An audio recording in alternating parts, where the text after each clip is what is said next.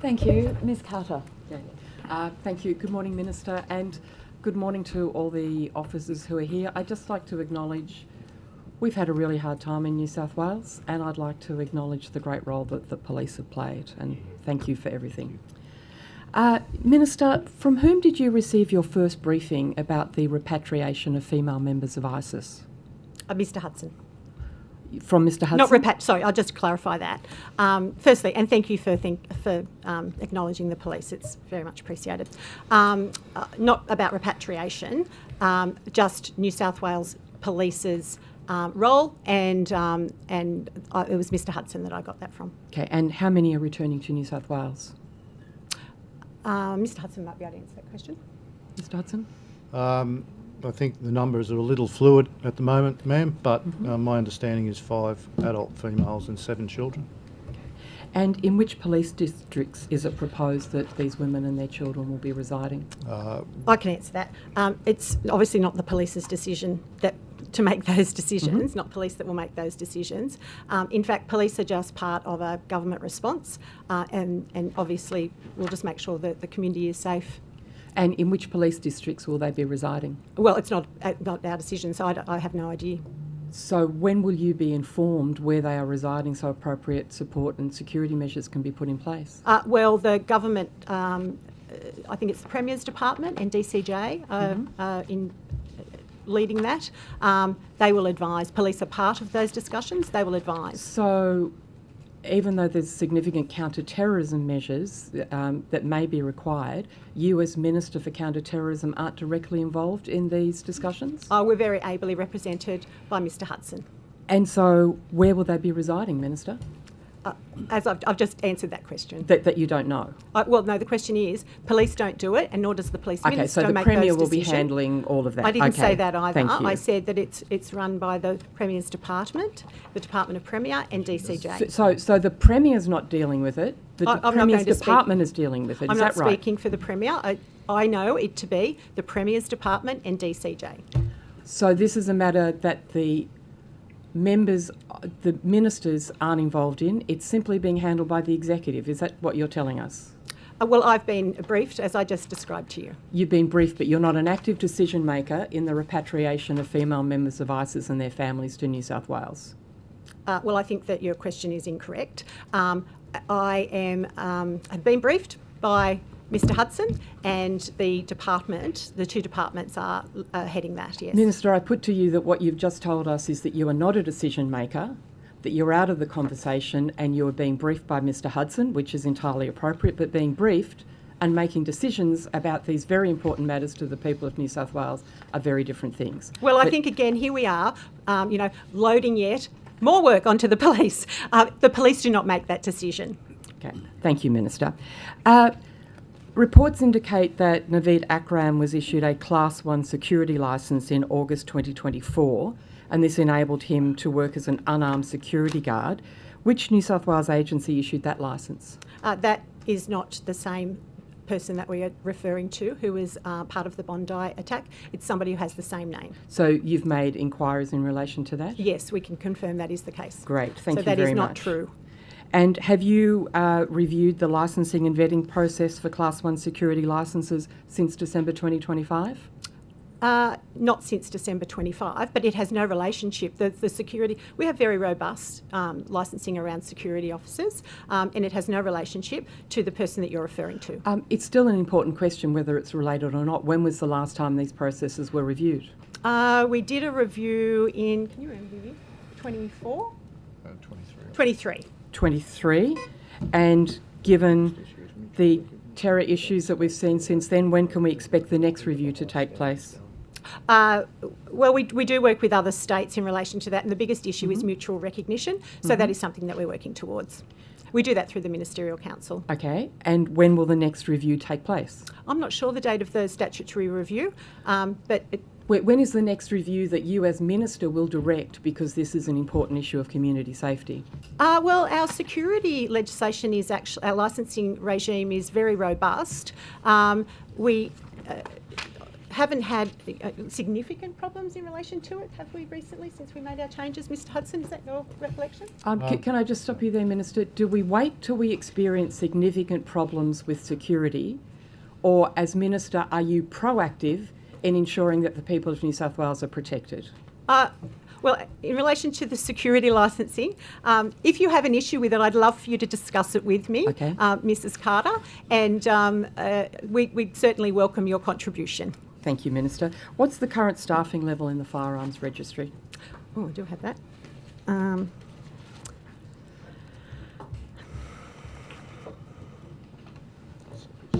you got the numbers? 84. 84. And given the additional responsibilities which you've recently given to the Firearms Registry, for example, licence renewal every 2 years rather than 5, how are you augmenting staff in the registry? There will be an uplift. At the moment, the Commander is looking at putting some people on, I think an expression of interest has gone out for a further 6 staff to start. So that's happening immediately. And when will those additional 6 staff be employed? When they go through the recruitment process. Well, what's the timeline? When is it in the budget that those extra members of staff will be on board? Can you give a date? Yeah, it's being absorbed within the registry. The positions are available. We are advertising them. I'm aware there's a number of people on talent pools, so I'm expecting those positions to be filled quite soon. Great, thank you very much.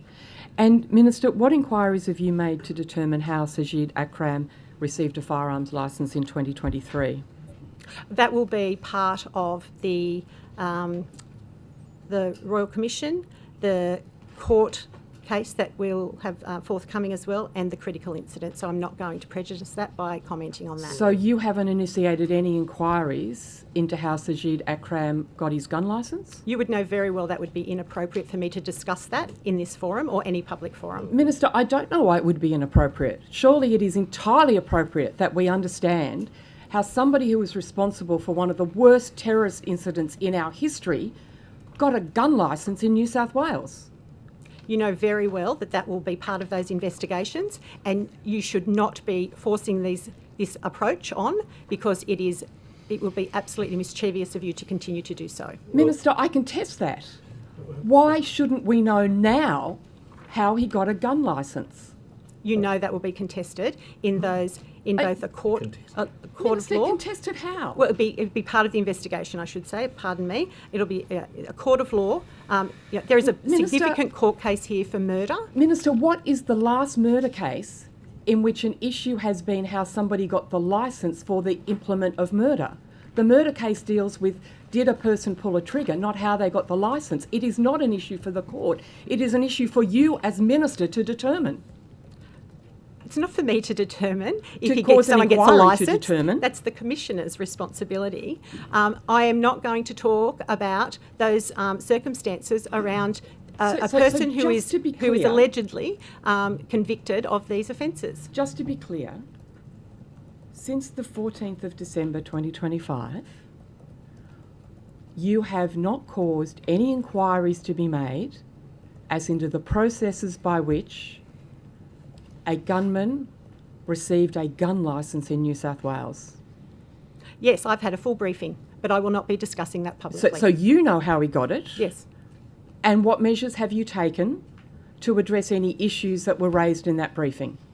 So we've obviously made the changes to the legislation, and as I've just been discussing with Mr Benaziag, particularly in relation to the federal intelligence agencies, we're going to streamline those processes, which I think are absolutely significant, and very pleased that we're going to be doing. Or have already, Minister? We haven't changed it yet. It will be, but the federal government have to participate in that as well, which their legislation has also been changed. I don't know if it's been assented to or not yet. Minister, I just would just join my colleague in relation to trying to understand how you can come here today and say that although you've had a briefing in relation to the issue of the licence, that you are in some way prevented from being able to disclose the content of that briefing to this inquiry. Well, I'm very cautious because I do not want to prejudice Well, a very important Did court you- case that's before us. Will Did be you before obtain us. advice in relation to that? Well, I got a briefing on. The question was, how did he get his gun licence? Yeah. I got a briefing on that. Did you obtain advice about the manner in which you could give evidence today about whether it would prejudice a further hearing in relation either to the trial or the Royal Commission about evidence which you might give here today? I'm going to be very cautious with it, Mr. Tudor Hope. It's as simple as that. Well, I absolutely am. It's so too you are important. cautious? It's too important that the court case that's going ahead is too important for us to sit here like some sort of jury when we know that a court of law is going to look into these matters, This is as not it appropriately should. We're not asking you to be a jury. We're just saying to you, you have come here today to answer questions in relation to your ministerial responsibility, one of which is the issue of gun licences. And a person had a gun licence who committed an atrocity on the 14th of December. Why aren't you able to tell us this morning, other than saying I am being cautious, as to how he got that licence? He went through the process to get the gun licence like anybody else would. And in relation to that process, you've received a briefing. Were there any anomalies which you could identify or which were contained in that briefing in relation to the issue of that licence? Well, I think what I've referred to as having the national intelligence agencies working hand in glove with the state intelligence agencies will be a very important body of work when it comes to issuing gun licences. Well, Mr Banasiak, asked you some questions in relation to a 3-year period. Is it your understanding that representations were made in relation to the issue of that gun licence by any of your federal colleagues or federal agencies? Well, that is already done as a matter of course now in relation to the access or applying for a gun licence, yes. And was that... Well, now you're going to start asking what the... look, I just think... I'll come back to it. Yeah, right. Minister, did anyone you know personally write a reference for Mr Akram to assist him to obtain his licence? Not to my knowledge. So that wasn't part of your briefing, who provided references? I did not get a briefing on that, no. Okay. Mr Hudson, do you know if anybody looked at who provided references that may have assisted in the licence grant? I'm not, ma'am. No, I'm not. Has anybody caused that to be looked at? I don't think it's a requirement. Has anybody caused that to be looked at, whether or not it's a requirement of a licence process? Well, it's not part of the process. To You don't have a need a letter reference. of reference. You don't need a letter of a reference. Is that what your question is? No, I'm asking, was a reference part of the application at any stage? Not to my knowledge, no. Okay, thank you. Minister, what have you done to ensure that no other terrorist can be issued with a gun licence? Well, I think I've just answered that in relation to what's happening with our federal intelligence agencies. So what's going to happen at a date that you can't actually clarify? Correct. Okay, and in terms of the changes that this Parliament made on Christmas Eve, when will the provisions with respect to guns come into force? Which part of it? All of the provisions other than the protest provisions, Minister. All the ones relating to guns, the gun registry, everything to do with that. Okay, so the limit has already been enacted. In relation to the buyback, in relation to classifications and the other components, I'm working with stakeholders very closely. I think that's very important that we work closely with them, and we will enact progressively those components of the legislation as we land on a position that people are comfortable with.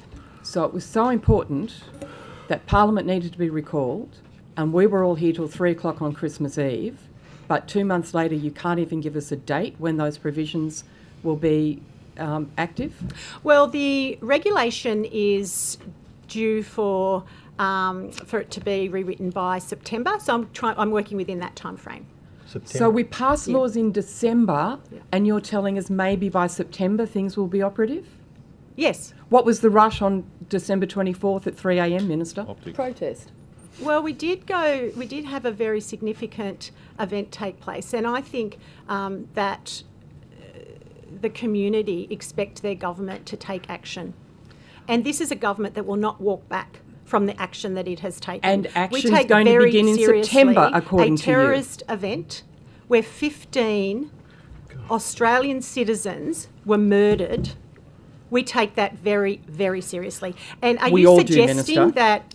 We all Are do. you suggesting that the government's position that to remove guns from our streets, we have almost 1.2 million guns in New South Wales, and the government wants to reduce that number, and that is why we took that action to try to prevent guns from being in the hands of people who shouldn't have them. Minister, we are in furious agreement about making the streets of New South Wales safer.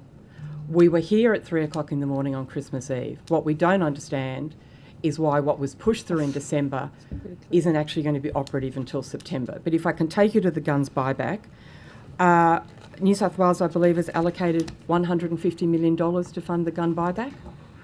I haven't been privy to that. So you don't know how much has been allocated by Well, we're the New South Wales negotiating. to We're fund the working guns with. I'm buyback? working with the federal government on that. So you can't confirm how the gun buyback is going to be paid for? As I said, we are working with the federal government. We need to get a position with them. We're just going 50-50. That was agreed to at the Ministerial Council, and I'm working, very proactively with them. And we need to how work is New out- South Wales going to fund its 50% share? Well, the Premier and the Treasurer have made that financial commitment. So you're the police minister, you're responsible for guns, and you have no idea how the gun buyback is going to be funded. Well, what's important is that we work out exactly what that process is. And I don't think it'd be putting the horse before the cart if we said how much it's going to be before we know exactly how much we're going, like what the structure looks like. So no, I intend to do the right thing, work with industry, make sure that we get this right, that people are being compensated, and then we will have a much better idea of how much that will cost. That is the prudent thing to do. So is this the way you approach all policy? You put out the idea and then you work out how it's going to be paid for and exactly what the structure for delivery will be? Well, we're very fortunate actually that Western Australia had been through this process quite recently. I've met with the police minister there and others, so I feel quite confident that we're definitely going in the right direction there, and we've been able to lean on them for advice and assistance. And how much did they tell you it was going to cost in New South Wales?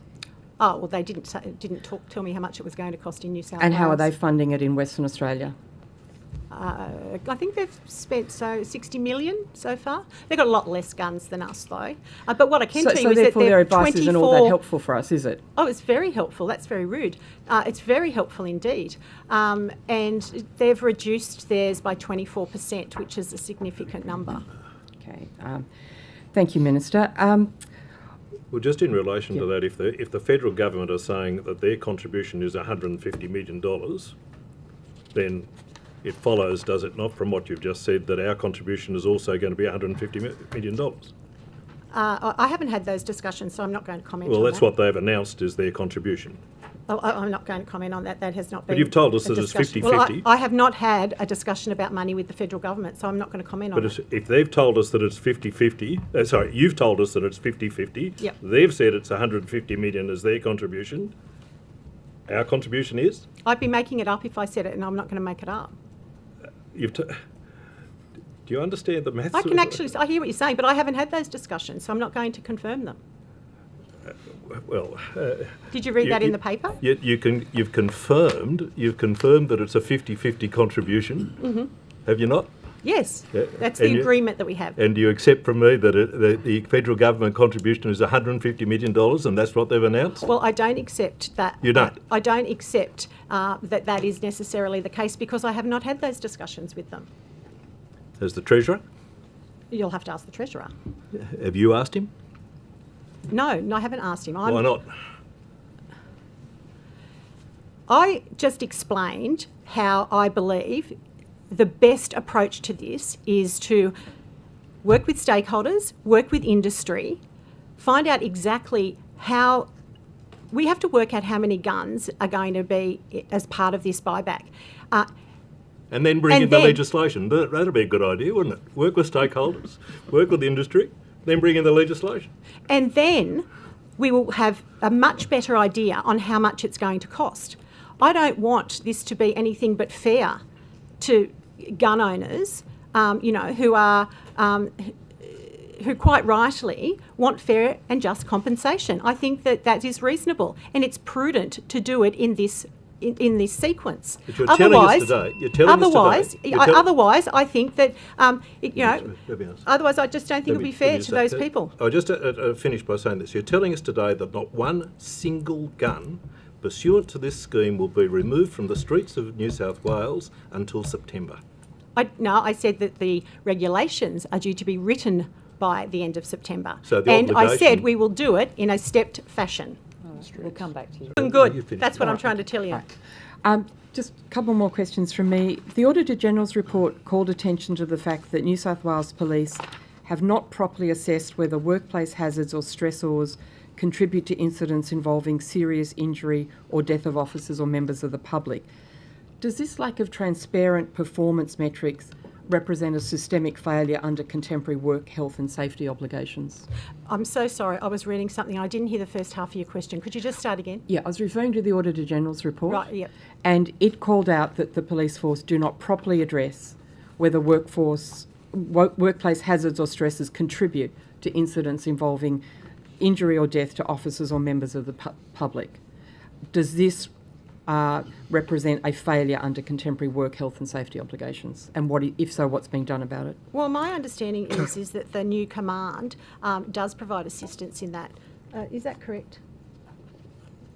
Yes, Minister. In relation to the Auditor General's report and those commentaries, so the Health, Safety and Wellbeing Command is actively working through each of those recommendations and will meet those obligations by the time frame. They have implemented a number of and achieved some of those recommendations, including the hazard reporting system, which was Perhaps, launched. Mr. Smith, I can come back and get more details from you this afternoon. That's fine. It might Thank be you so worth much. you noting that the auditor came out in June 25 and the command had only been up for 6 to 8 months. And I'm looking it forward didn't to have talking time. to Mr. Smith about this later today. Well, I just think that it's important in relation to the questions you're asking. agree. They haven't had the opportunity to see the success of the command, but I'm Which is looking why I'm forward asking you about progress towards those recommendations, Minister. Exactly. which is exactly Yeah. what the command is Great. doing. If I can just move on quickly to something else, following up from a question from the Honourable Sarah Mitchell this morning. Can you confirm that primary producers will be able to apply to the Commissioner for more than 10 firearms? If they have a good reason, yes. Okay, so if they have and is good reason defined? If they have a what, sorry? Is good reason defined?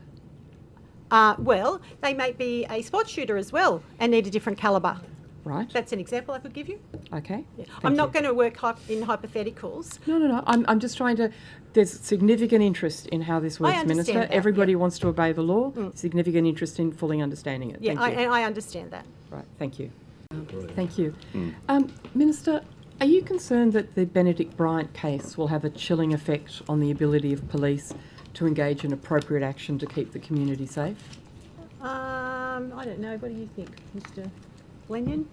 It's not for me to think things, like I'm here to give factual things. It would be best to ask an operational police officer that question.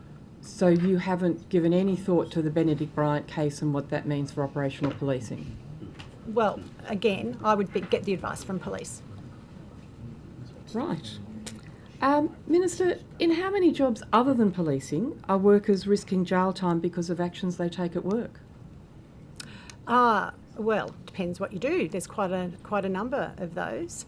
I'm talking lawful actions one takes at work. Yes. I'm not talking burglars. No, but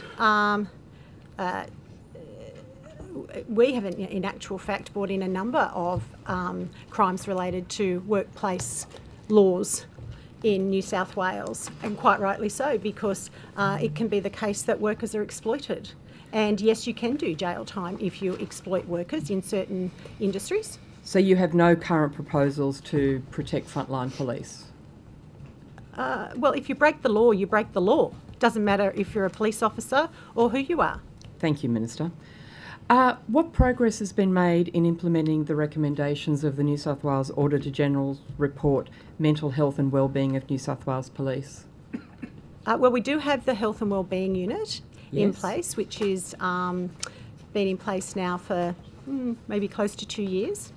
We're certainly seeing a number of officers not going onto the workers' compensation scheme, and in fact utilising the unit or the command, I should call it rather, and getting that wraparound service that they need, those allied health services that they need, and therefore moving back into the workforce. I think it's something like 40%. Is that right? Dee? Thank you for the general figures. The Auditor-General's report recommended 4 things that should be in place by July of this year. What specific progress is happening to address those 4 things in the 4 months from now till July of this year? Well, I'm pleased to report to you that there has been a focus on the recovery of return to work. We've got the Early Access Treatment Initiative, and that has had 8,436 claims paid, and which it totals 1,271 claimants. So they've got them back to work. There's the mental health clinicians, which I don't know if you've met any of those. They're fantastic. We've got 26 of those across the state. They in total have seen 23,000 or had consultations with 23,733 in total. Thank you for all this general detail. They're not general. These are out on the ground. Yes, all right, then there's on the ground detail. But so, for example, with respect to recommendation 1, which sought to address the workforce allocation model, what has been the impact on workforce allocation of policing constant weekly protests over the past 2 years, and how is that recommendation being addressed? Well, recruitment is the greatest thing we can do to assist with workforce allocation. We know that we are, as I said to you earlier, 2,765, or I think that's right, 765 short. So we've got a big gap. So we had to look at how to fix that. And Of course, one of Minister, the things we are well, this is we're this talking is the, across purposes. No, we're not. Recommendation 1 says, develop and implement a workforce allocation model that matches police numbers understood to be existing. Excellent, if those numbers grow to the strength they should be, matches police numbers to command level workload demands and changing workload levels. What specifically has been done to develop and implement that workload allocation model to protect the health and wellbeing of our police? Well, you can't do that, Ms. Carter, without having more boots on the ground. It's as simple as that. So therefore, when we say what's happening by July 26, you're saying recommendation 1 off the table can't be done, okay? No, I would say to you that not just by July, this has been happening since we came into government. So we have seen an uptick of 70% in applications to the New South Wales Police Force. One of the main reasons is because we paid them properly. Thank you, We Minister. gave them- We are talking we at gave- cross No, we're not purposes. talking You are at not cross addressing purposes. workforce allocation. It is You're ex- addressing workforce growth, which I agree is very important. No, I'm not addressing workforce growth. I will not accept that. I'm sorry that you're not I'm getting sorry. the answer that you want, but this is a reality. The only way that we can fix workforce allocation is to have boots on the ground. And this government has had an absolute laser focus on that, and it's something that I'm very proud of. What's been the total increase in police if you've had such a laser focus, Minister? In actual fact, I will talk to you about that too. We also had to fix the insurance scheme. Minister, no, I asked this is you all for a important. figure. I asked you for a figure, Minister. You're deflecting all the time rather than saying how many extra police are on the ground today under your watch. How dare you? No one has been more transparent about police's Minister, numbers. you're not answering the No one has question. been more transparent about how we are going to get more police than me. So I do not you. accept that whatsoever. Thank you, Minister. If I could move on to something different. I understand from the report that between 2020 and 2025, the New South Wales Police Force invested $34 million on proactive wellbeing services for police, which you've already discussed, and it's a very welcome investment. But an additional $60 million on the administrative costs of running the Health, Safety and Wellbeing Command. Can you explain why almost twice the budget was spent on running the command as spent in delivering services to police? Well, the command had to be set up, so obviously we have to take that into account.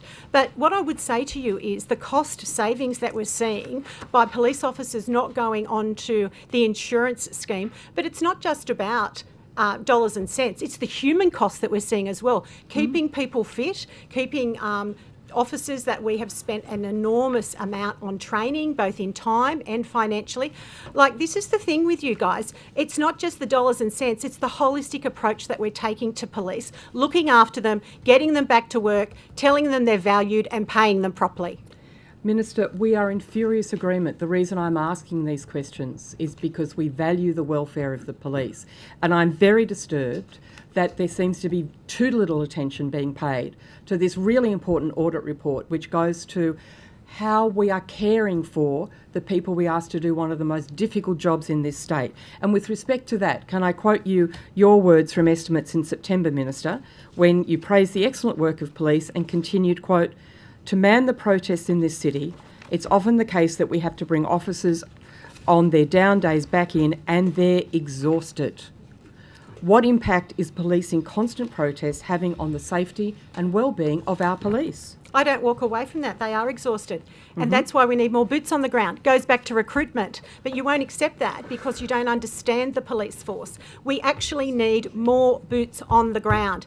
Imagine 2,765 more people. That is my focus. That's what I'm concentrating on. And that's what we're going to aim to deliver. Thank you. I notice you're aiming to deliver rather than actually doing Well, it. if I had a magic wand and I could say to everybody out there, please become a police officer, I would. Whilst we do say that and other projects we've put in place, the reality is people have to make a decision, their own personal decision about what their career wants to be. Being a police officer is one of the most honourable careers anybody could have, and I encourage people to seriously think about it. Thank you, Minister. The Auditor-General's report indicated that New South Wales Police Force wellbeing initiatives provide counselling and support for police after traumatic incidents.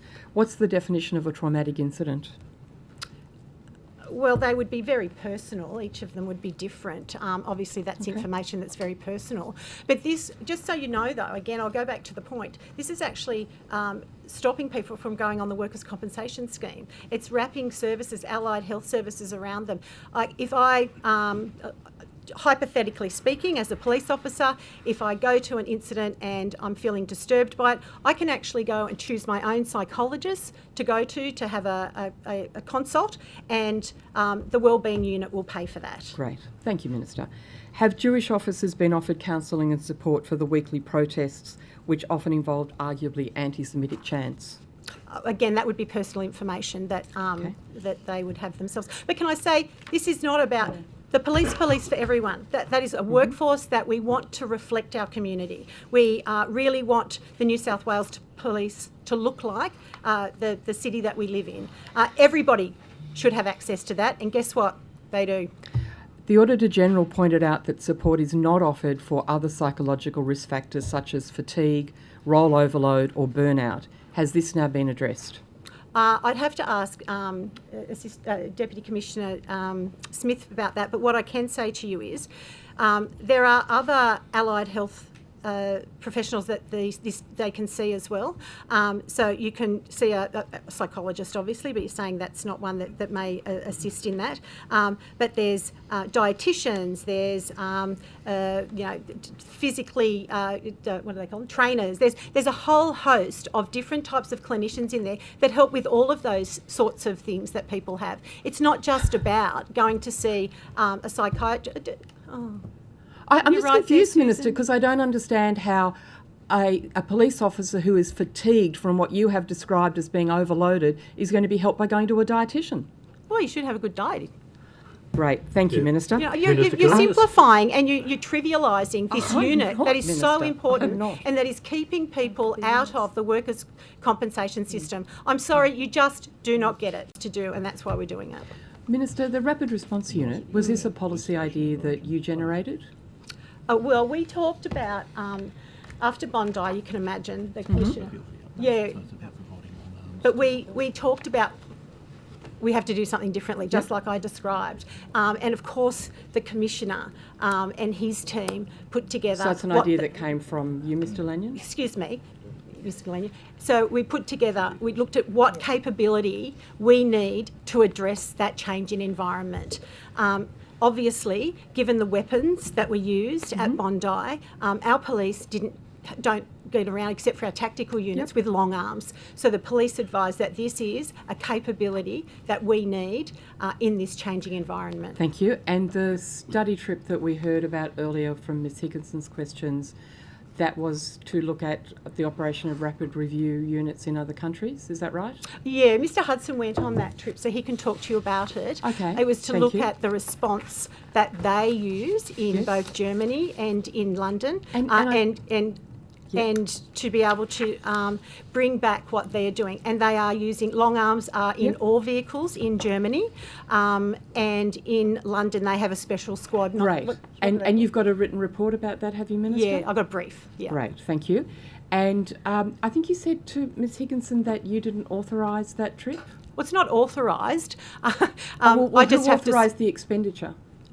The acting minister, the acting police minister at the time. so that was Minister Scully who authorised that? Yes. Great, thank you. And the idea about a rapid response unit, you had talked about that prior to that trip? Well, we talked about the capability that we need to respond to an event such as we saw in Bondi.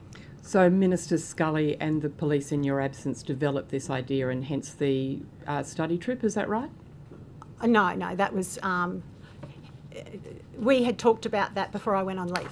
Right, but you said you didn't authorise that trip. And how long were you on leave for, Minister? 2 weeks. 2 weeks. So within the 2 weeks you're on leave, the idea developed to the point that Minister Scully and the police decided that this trip was essential? No, you're completely misguided, Miss Carter. Okay, thank you, Minister. We discussed this as you would after the event. It just so happened that the travel form went in while I was on leave. But you knew that the trip was happening then? We discussed it. Mr. Lanyon had told me he wanted to go and look at world's best practice. Okay, so Mr. Lanyon, you went on the trip? I did not, ma'am. No, Okay. four people went on the trip. Who were they? Mr. Hudson, Yes? Assistant Commissioner White, a policy officer, Yes. Darren Bark, Yes. and a representative from the New South Wales Police Association. Okay. And so, Minister, you've had discussions with the Police Association about the transformation of Operation Shelter into this rapid response unit? Yes, they're very supportive. So, on how many occasions have you discussed this issue with the Police Association? Just the once. Just the once? Yeah. Okay, thank you. And what other discussions have there been across the commands that will be affected by the transformation of Operation Shelter? Well, Mr. Lanyon has brought it to their attention that that's the intention of what the police want to do. I can only talk to that. So I know they've been advised. You had that one discussion with the Police Association. When was that? It was after they came back. It was just a phone conversation. Uh, I got a report which they were part of, so I just took that they agree with it, and the police told me that they agree with it, support it. Sorry, the police told you that the Police Association agrees with it? Yeah, supported it. Yeah. Oh, So you didn't speak to the Police Association directly about it? both. You've spoken once to the Police Association. At what stage of organisation was the idea of the Rapid Response Unit when you spoke to the Police Association? They'd already been on the trip. So they'd been on the trip and they knew about what was happening on the trip. Well, they knew about the capability and Right. in implementing the capability, and Okay, they agree and they with knew the about the implementation impact on of the existing police capability. commands? I assume they do. Okay, but you didn't really check We that with didn't them. go into depth. It was more just in relation to the actual new command. How often do you meet with the Police Association, Minister? Oh, well, that would be in my diary, but we did actually have in place, unfortunately, monthly or fortnightly meetings, but unfortunately they've had to be changed for one reason or another. But I speak to them on the phone or in other meetings. Okay. Were you briefed on police resourcing for Jewish community events in the lead up to Hanukkah? No, I've not briefed on shelters activities. Okay, did you request a briefing? Not on shelters activities. That's an operational matter for police. I'm not suggesting you direct those operations, Minister, but given the level of community difficulty, did you request a briefing with a Jewish holiday period coming in respect to exactly how things were travelling, what the security arrangements were? No, police, as I say, they do the operationalisation of shelter. How often do you get briefings about community safety and counter-terrorism issues? Well, counter-terrorism, if there has been, even internationally, an incident, Mr Hudson will brief me and on what our current status is. About community safety, obviously any crimes that are going on throughout the city or indeed the state, the police will come and brief me on those. So you're briefed after the fact when the police decide you need a briefing. Minister, I understand you're not engaged in any operational capacity, but are you seriously engaging with your oversight responsibilities if you are passively waiting for reactive briefings rather than actively seeking to understand how our community is being kept safe? Well, I think it's fair to say that setting up Operation Shelter was a very proactive policy that we put forward, and the police. And that was your idea? It was our idea. And in addition, I take my advice from the experts, Ms Carter. In addition to that, obviously what we've just announced this week is a further demonstration of that. So what's the announcement this week? We announced it earlier this week, I said. What is it is what I'm asking you. Oh, it was the announcement of the new command. The additional you. force. Yeah. Thank you. Ms Boyd.